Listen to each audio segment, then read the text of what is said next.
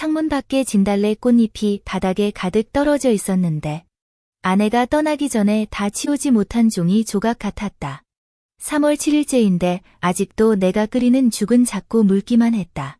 부엌의 김치독에는 먼지가 쌓여 있었고 독 주변의 물바지는 이미 말라붙은 지 오래다. 예전엔 아내가 아침마다 여기에 앉아 새 물을 채우곤 했는데 나무 국자가 독을 두드리는 소리는 목탁 소리처럼 평화로웠다. 그녀는 늘 김치독이 집의 영혼이라며 물이 마르면 안 된다고, 인생도 희망을 잃으면 안 된다고 말하곤 했다. 이제 영혼은 사라졌고 독 입구에는 하얀 곰팡이가 이가 빠진 할머니 입술처럼 덮여 있었다. 현관 신발장이 비뚤어져 있었고 내 검정 구두와 그녀의 빨간 천 운동화가 나란히 놓여 있었다. 그날 아내는 이 빨간 운동화를 신고 시장에서 파를 사오겠다며 나갔다. 난 거실에서 TV를 보고 있었는데 광고 속 라면에서 김이 모락모락 올라오는 걸 보다가 정신을 차리니 해는 이미 서쪽 산 너머로 넘어간 뒤였다. 우체부 오토바이 소리가 골목 어귀에서 울려 퍼질 때 난 빈 그릇을 응시하고 있었다.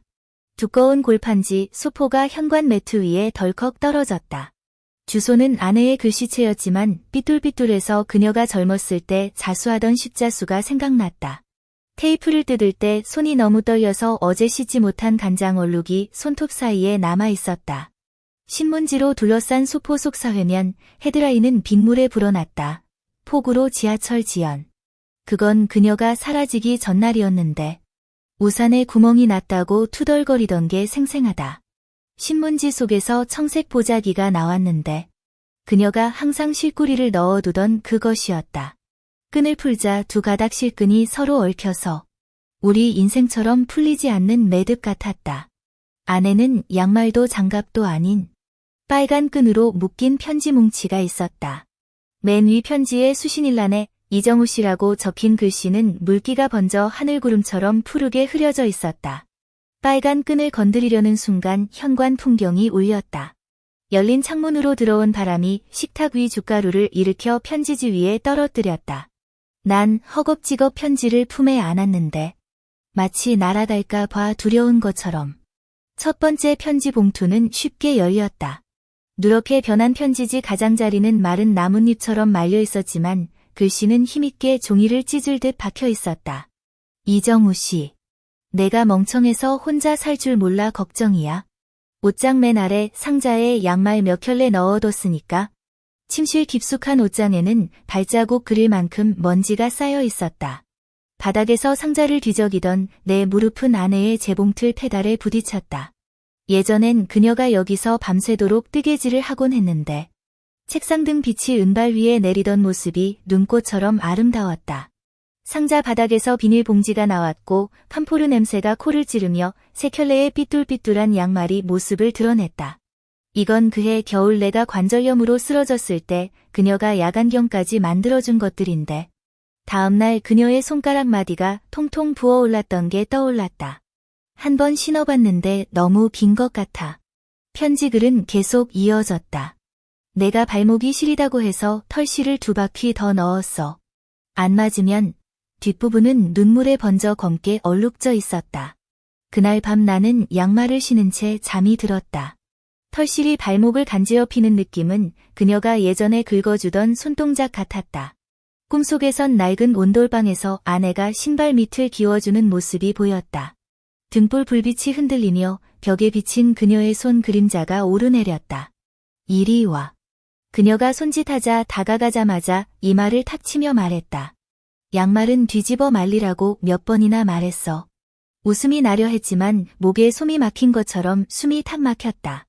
그녀의 거친 손이 내 목덜미를 어루만졌을 때 냉철한 쇠붙이 느낌은 내가 열날 때와 똑같았다. 이정우 씨.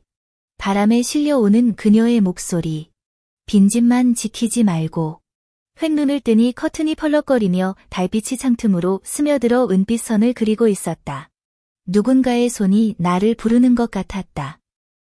목덜미에 남은 온기를 더듬으며 창문을 닫으려는데 창턱에 진달래 꽃잎이 밤이슬을 머금고 눈물처럼 반짝이고 있었다. 아침 햇살에 창턱의 진달래 꽃잎은 투명한 비닐 조각처럼 말라 있었다. 그걸 집어 현관으로 가니 신발장의 빨간 천 운동화에는 먼지가 앉아 있었지만 발끝이 문밖을 향한 채 마치 스스로 돌아올 듯한 자세였다. 시장은 0.3km 떨어진 곳. 반짝이는 돌길을 밟으며 걸었다. 예전 아내와 함께 왔을 땐 그녀가 앞서 걸었고 파란 치마자락에 휘날리던 나비들이 따라다녔다. 내가 뒤에서 장바구니를 들고 장사꾼들과 흥정하는 그녀의 목소리를 들으며 교회 종소리보다 편안했던 때가 떠올랐다. 두부 장수 김태호가 천을 걷자 콩비린내가 코를 찔렀다. 이정우 씨, 오늘은 연한 걸로 드릴까요? 아내가 사시던 그대로? 내 목덜미가 움찔했다. 아내는 김치찌개용으로 단단한 두부를 골라 칼등에 손가락을 대며 의식처럼 정성껏 썰곤 했다. 단단한 걸로 2모 주세요. 목소리는 사포에 갈렸다. 물기 찬 비를 닦으라고 박순의 아주머니가 물통에서 깨끗한 수건을 꺼내 건네주었다. 그녀의 손가락이 내 손등에 스쳤을 때 생선 비린내와 빗물 습기가 섞여나는 전혀 불쾌하지 않았다. 수건으로 얼굴을 닦으며 슬쩍 그녀를 바라보니 비옷 소매를 비틀고 있는 그녀의 목덜미가 빗속에서 유난히 하얗게 빛나고 있었다. 어쩐 일로 여기에? 내 목소리는 어딘지 어색하게 들렸다. 딸에게 신선한 생선을 갖다 주려고. 근처에 살거든. 그녀가 고개를 들며 웃었을 때 눈가 주름에 맺힌 물방울이 반짝였다. 마침 내가 넘어지는 걸 봤어. 이 비는 참. 버스가 도착하자 박순의 아주머니가 나를 부축해 올려주었다. 빈자리를 찾아 앉히고는 스스로는 손잡이를 잡은 채 내 어깨를 감싸듯 했다. 요철을 지날 때마다 그녀의 팔뚝이 가볍게 부딪혔고 매번 스치는 접촉이 가슴 속 이상한 두근거림을 더욱 선명하게 만들었다. 하차할 때도 아파트까지 데려다 주겠다고 고집하는 그녀의 발걸음은 무릉덩이를 밟을 때마다 찰싹거리는 소리를 냈다. 현관 앞에서 멈춘 그녀가 주머니에서 반창고를 꺼내며 무릎에 멍들었을 테니 붙여라 라고 말할 때 이번에는 의도적으로 손가락을 피하지 않았다. 그녀의 손은 따뜻한 돌멩이처럼 내 차가운 손끝을 녹여주었고 텅 빈 것만 같았던 3달간의 마음속까지 채워주는 듯했다. 이틀 후 반창고를 떼자 노란 자국이 남았다. 거울 앞에서 헐렁해진 셔츠 단추를 꿰매려니 실오라기가 바늘귀를 3번이나 놓쳤다. 문 두드리는 소리에 고개를 들자 현관에 선 박순의 아주머니가 방울토마토가 가득 담긴 대바구니를 들고 있었다. 어제 단추가 헐거워진 걸 봤어. 그녀가 옷깃을 흘끔 보며 바구니에서 낡은 철제 재봉틀 상자를 꺼냈다. 소파에 앉은 그녀의 무릎이 내 다리와 닿을 듯 말 듯했다. 은빛 골무가 반짝이는 손가락으로 단추를 꿰매는 모습에서 30년 차 주부의 솜씨가 느껴졌다. 꼬맹이도 더 잘하겠다. 그녀가 내 어설픈 바늘땀을 가리키며 웃을 때 손톱 사이로 스치는 천 소리가 사각거렸다. 머리카락을 귀 뒤로 넘기는 그녀의 손목에서 은팔찌가 번쩍였고 그 빛에 눈이 부셔 깜빡였다. 단추를 다 고친 셔츠에서 풍겨오는 비누 향기는 그녀 몸에서 나는 냄새와 똑같았다. 고맙습니다. 옷을 들어올리자 갑자기 그녀의 손가락이 내 옷깃을 잡아당겼다. 옷깃도 헐렁해졌네. 바늘을 다시 꽂는 그녀의 손끝이 목덜미를 스쳤을 때 등줄기를 타고 올라온 전율에 숨이 막혔다. 에스초 향기와 토마토 단내가 코를 간지럽혔고 가슴 한가득 무언가로 채워지는 듯한 느낌이 들었다. 벽시계 초침이 2시 17분을 가리키는 걸 보고 있자 그녀가 말없이 티슈로 먼지를 닦기 시작했다. 시계는 제때 고쳐야 돼. 팔목에 희미한 흉터가 드러난 채 그녀가 중얼거렸다. 우리 영감이 말했었지. 시계가 똑딱거려야 인생도 제대로 굴러간다고. 김치독을 열자 매콤한 향이 코를 찌르며 재채기가 나왔다. 거실에서 들려오는 박순의 아주머니의 웃음소리가 벽에 부딪혀 울려 퍼졌다. 젓가락으로 김치를 집어 입에 넣자 배추 속에 숨은 배 조각이 달콤하게 녹아내렸다.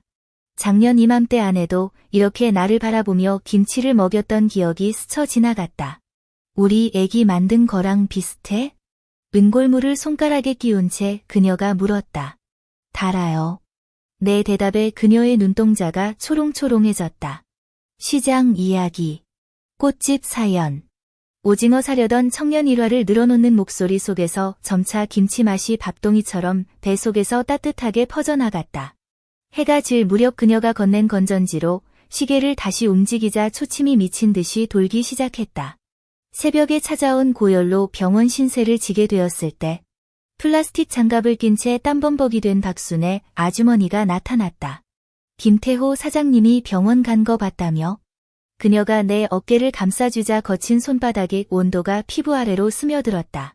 수액이 주입되는 동안 졸고 있던 그녀의 은팔찌가 햇빛에 반짝였고 그 빛을 보며 아내가 병상에서 지켜보던 그날 아침이 떠올랐다. 주사 바늘을 뽑을 때 내 손을 꼭 잡아준 그녀의 손바닥은 아직도 따뜻한 체온을 머금고 있는 듯했다. 추석 달맞이 행사 안내장을 들고 현관을 나설 때 손등의 주사 자국에서 남은 온기가 스민 듯했다. 광장에서 파란 드레스를 입은 박순의 아주머니가 은은한 국화 브로치를 달고 서 있었다. 다 나은 모양이구나. 그녀가 건넨 인절미에서 찹쌀 향기가 코를 간지렸다. 머리카락 사이로 스미네스초 향이 3달 전과 조금도 다르지 않게 느껴졌다. 팀원들이 산비탈을 올라갔다. 가로등이 돌길 위해 길다란 그림자를 드리웠다. 저와 순애는 맨 뒤에 걸었다. 그녀의 발걸음은 그리 빠르지 않았고 구두 뒤꿈치가 돌부리에 닿을 때마다 딱딱 소리를 냈다. 마치 리듬을 세는 듯했다. 우리 노인네가 살아생전 이 산길이 불면증에 좋다더라. 갑자기 그녀가 입을 열었다. 바람에 흩어지는 목소리가 어딘가 허전하게 느껴졌다. 돌아가시기 1년 전엔 매일 밤 이곳을 올랐어. 정상에 오르면 달을 보곤 했지. 나는 그녀의 측어를 바라보았다. 달빛이 흰 머리카락 사이로 흘러내리는 모습이 마치 은가루를 뿌려놓은 듯했다. 폐암으로 가셨죠. 순애의 목소리는 공기를 가르는 깃털처럼 가볍게 떨어졌다. 마지막 순간까지 고통스러워하시면서도 해바라기가 피면 같이 가시겠다 하셨는데. 해바라기요? 나는 길모퉁이 꽃가게에서 본 태양을 향해 고개 돌리는 꽃송이들이 떠올랐다. 그 꽃이 나 같대요. 늘 사람들 향해 어리숙하게 웃는 모습이라더군. 그녀는 길가의 조약돌을 발끝으로 차며 말을 이었다. 그런데 그해 가을이 일찍 찾아와서 꽃이 피기도 전에 떠나시고 말았지. 바람이 그녀의 치맛자락을 휘날리자 내가 손을 뻗어 눌러주었다. 허리춤을 스친 손가락 끝에서 묘한 긴장감이 흘렀다. 순애가 고개를 들었을 때 달빛 속에서 반짝이는 눈동자는 마치 물방울을 머금은 듯했다. 당신 집사람도 말을 마치지 않은 채 그녀는 내 손등을 가볍게 어루만졌다. 갑자기 말문이 터질 것 같았다. 새벽 3시면 김치독을 확인하던 아내. 양말 짜다가 실마리를 안쪽으로 감추던 버릇. 떠나던 날 아침 사실 깨어있었지만 감히 눈을 뜨지 못했던 이야기. 3년 동안 목구멍에 맴돌던 말들이 불린 떡처럼 부드럽게 풀려나왔다. 제가 끓인 미역국이 너무 싱겁다며 늘 투덜대셨죠. 발끝으로 조약돌을 차며 말을 이었다. 고의로 그랬어요. 고혈압이 있으셨으니 짜게 먹으면 안 되잖아요. 순애는 아무 말 없이 내 곁으로 다가왔다. 팔뚝이 가끔 스치는 느낌이 나뭇잎들이 살짝 스치는 것 같았다. 정상의 달맞이터에는 벤치들이 놓여 있었다. 노인들이 둘씩 셋씩 앉아 수다를 떨고 있었다. 우리는 구석자리에 앉았다. 구름 사이로 모습을 드러낸 달이 두 사람의 그림자를 하나로 합쳤다. 우리 집사람이 떠나기 전날 인삼탕을 한 사발 끓여주셨죠. 달을 바라보며 말했다. 아내가 김치 담글 때 쓰던 백자 그릇처럼 동그랗게 빛나고 있었다. 몸보신하라며 겨울을 나야 한다더군요. 순애는 가방에서 보온병을 꺼냈다. 찹쌀동동을 2잔 따라 건네는 손길에 달빛이 어렸다. 그분들을 위하여. 잔을 들며 그녀가 말했다. 우리 자신에게도요. 단맛과 쓴맛이 목구멍을 타고 내려갈 때 마음속에도 비슷한 감정이 밀려왔다. 내려올 때는 대열이 흩어졌다. 우리는 다시 맨 뒤에 처졌다. 순애의 구두 뒤꿈치가 바위 틈에 걸렸다. 비틀거리는 그녀의 팔뚝을 잡았을 때 손바닥에서 전해지는 체온이 낯설게 느껴졌다. 늙으면 몸이 말을 안 듣지. 웃으며 자세를 바로 잡은 그녀가 팔을 뽑지 않았다. 우리 노인네가 살아생전 내 손 잡고 걷는 게 백근 얼음 베기보다 힘들다더라. 손가락이 내 손아귀 위에서 살짝 떨리는 것이 느껴졌다. 달빛에 길게 늘어선 그림자가 젊은 연인처럼 보였다. 느릿한 걸음이 오히려 편안했다. 농나무 곁을 지날 때 순애가 발걸음을 멈췄다. 나무 꼭대기를 바라보는 시선에 무언가가 쌓여 있었다. 내년 봄에 여기 와서 열매 주워서 향주머니 만들자. 달빛에 비친 그녀의 얼굴을 바라보니 마음 한구석에서 새싹이 움트는 것 같았다. 바람에 스치는 나뭇잎 소리가 귓전에서 속삭이는 것만 같았다. 앞으로 나아가야 한다고. 농나무 잎사귀들이 발 아래 우수수 깔렸다. 주운 열매들을 주머니에 담을 때 순애가 말했다. 말려서 쑥과 섞으면 습기 막을 수 있대. 창가의 빈 화분은 이미 깨끗이 씻겨 있었다. 안쪽에는 아내가 수세미를 키우던 때의 손자국이 남아 있었다. 순애가 문을 두드렸을 때 나는 김치독에 새 물을 채우고 있었다. 그녀는 눈송이가 묻은 앞머리를 흩날리며 박스 하나를 들고 서 있었다. 딸네 집에 좀 가봐야겠어. 서울 사는 손자가 유치원에 들어가는데 데려다 줘야 하거든. 박스를 열자 청량한 풀내음이 밀려왔다. 덜 핀 해바라기 한 송이가 노란 주먹을 쥔 듯 앙증맞게 자리 잡고 있었다. 장터 꽃가게에서 골라왔어. 화분을 내밀던 그녀의 손가락이 등골을 스쳤다. 구름 낀 날도 맑은 날도 태양만 바라보는 꽃이네. 화분을 받는 손이 떨렸다. 도자기의 온기가 손바닥을 타고 올라왔다. 순애의 거친 손결이 스치는 순간 처추라 때 고등어를 봤던 날의 전율이 되살아났다. 집에만 틀어박히지 말고. 바람에 날린 옷깃을 다듬어주던 그녀의 손가락이 목덜미를 스쳤다. 이번엔 움츠러들지 않았다. 아침맛 햇빛에 내놓으면 키보다 클 거야. 벽시계의 소리가 유난히 또렷했다. 10시를 가리키는 바늘에서 3달 전 멈춰있던 시간이 떠올랐다. 그땐 삶의 시계도 함께 멈춘 줄 알았는데. 순애가 해바라기를 베란다 한가운데 놓아주었다. 햇살이 꽃송이를 감싸자 오므라든 꽃잎이 살짝 펼쳐지는 것 같았다. 김치독 물은 너무 채우지 말고. 주방 문턱에서 돌아보던 그녀의 목소리가 아내의 잔소리와 겹쳤다. 추우면 사흘에 한 번씩만 부어. 빈 박스를 든 순애를 따라 현관까지 나섰다. 계단 전등 아래서 그녀가 돌아섰을 때 이미 눈송이는 젖은 자국으로 변해 있었다. 돌아오면 어둠 속에서도 별빛처럼 반짝이는 눈이 기억에 남았다. 다시 칡백나무 열매 주우러 가자. 문을 닫는 소리와 함께 베란다에서 화분이 흔들리는 소리가 났다. 해바라기가 유리창 너머 태양을 향해 고개를 돌리고 있었다. 펼쳐지는 꽃잎은 미소 짓는 입술 같았다. 손등에서 번지는 온기가 가슴팍까지 밀려왔다. 김치독에서 피어오르는 김을 바라보며 순애의 말이 귓전에 맴돌았다. 해바라기처럼 밝은 곳을 향해 살아가라던. 창밖 철쭉꽃이 피어올랐다. 분홍빛 웅큼들이 아내가 묵던 꽃다발을 닮았다. 옷깃의 단추를 만지자 순애가 꿰매준 실밥이 고르게 박혀 있었다. 햇살이 해바라기 위로 쏟아지는 순간 허리가 절로 고추졌다.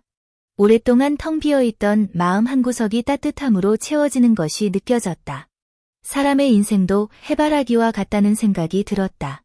지고 피기를 반복하지만 중요한 건 다시 일어설 용기를 주는 따뜻함이 있다는 거. 그 한 줄기 온기가 당당한 남자로 서게 만드는 힘인걸.